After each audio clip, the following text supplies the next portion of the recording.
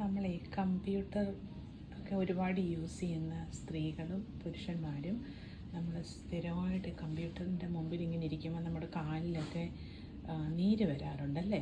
അപ്പോൾ നമ്മൾ ചെയ്യേണ്ടത്, ഈ വാൾമാർട്ടിലും ചെറിയ സ്റ്റോറുകളിലൊക്കെ ഇതുപോലത്തെ ചെറിയ ഫുഡ് റെസ്റ്റ് കിട്ടും.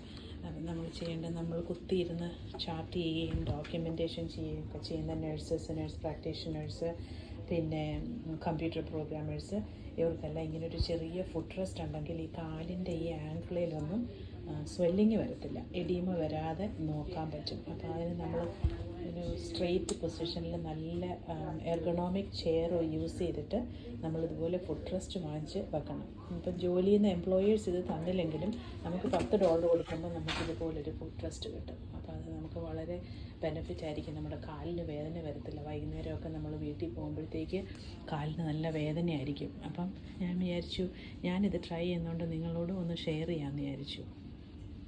Hope you like it.